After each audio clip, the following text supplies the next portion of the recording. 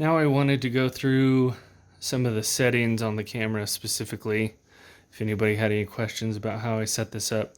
So I have this plugged into my battery power pack. It goes through the head mount. Then this I would just put in my pocket, like my back pocket, before I scrub. Just kind of like a headlight. So I'm going to turn this on here. First off, you'll want to go to the bottom here and select this and go to video. Make sure you're on the video mode, not still shot or anything like that. Then you go to settings. Now here are all the options that you have. Mine is a touch screen. Some others are not, so you just have to scroll up and down with the buttons on the side. So I go to resolution. I like to shoot mine in 2K 30 frames per second. 4K, you lose a little bit of your frame rate, so I go to 2K. You can get very good quality with a 1080p. If you're doing something that has a lot of fast motion in it, you might want to use the 60 frames per second, but for me, I like to use the 2K 30 frames per second.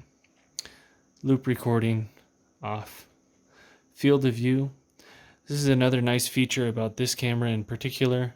This has a wide, middle, and narrow field of view. So it's essentially a 3-setting zoom. So I have my zoom lens, and now I can select here based upon what I'm doing. So if I'm doing like an amputation, for instance, I would select wide, because when I do wide, it's going to give me a larger field of view. Let me take the lens off here. It's going to give me a larger field of view. When I change the field of view to narrow, it's obviously going to be much more zoomed in. So you can see if I focus in on that remote and go back to field of view wide, you can see that it's wider. So this gives me a little bit of options depending on what I'm recording. If I'm recording something that's very small and detailed, like an anastomosis or something, then I'll choose narrow. Low light mode, I do off. We're obviously in an operating room. WDR, I do off as well. Gyro sensor. The gyro sensor you actually want on. So that helps with stability. When you have this mounted on your head, one of the things you have to learn to do is keep your head still. Just like the learning curve for using loops, you need to keep your head still. You move it back and forth, it's going to be all over the place. Audio, you can have this one on or off. I like to have it on, not because I'm going to use the actual audio that comes from this, but when I load it into my video editing software, it helps me line it up and know what's going on during the case to help me in video editing later. And then I end up deleting this audio and overlaying with my own voice. So I'll just leave that on. Timestamp you want off. You don't want any extra things on the screen. Sharpness.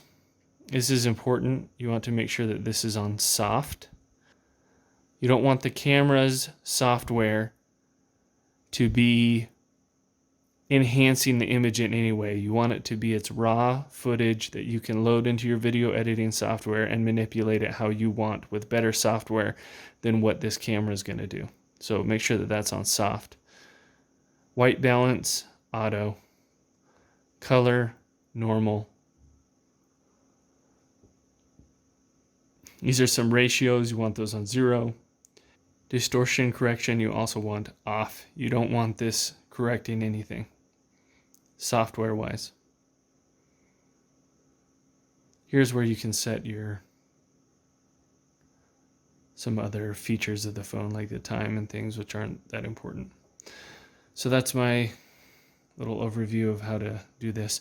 So then when you get into the operating room, have the person who's going to wear this put it on, and they want to center this as best they can on their forehead.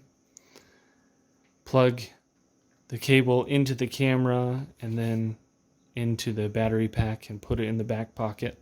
Then you're going to have to come to this screen here, and you've got to get the correct angle on it. So when the person recording has this on their head, I usually put my thumbs out just like I would when adjusting my loops, and I'll have a very natural position with my head and with my hands on where I would be working.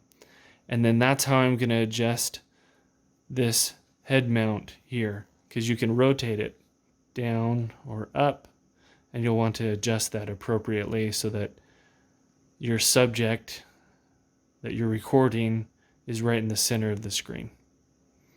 And then I go ahead and hit record, and once you hit record, the numbers on here are going to start moving. So you can see if I push record here, it will give me an estimated time here. I have just over 6 hours of footage that I can record. And if you look on the front here, there's a clock that's counting. So anybody in the operating room can look at your camera and see that it's recording because the numbers are counting. If you press the top button and stop the recording, it goes back to the time and it's not counting up. So then once I've done recording, I go home and I take the same plug that I plug in here to charge the camera, and instead of being plugged into my battery pack, I go ahead and plug this into the computer, and then I can download the files directly from this camera onto my computer, and I can put it into the video editing software of my choice.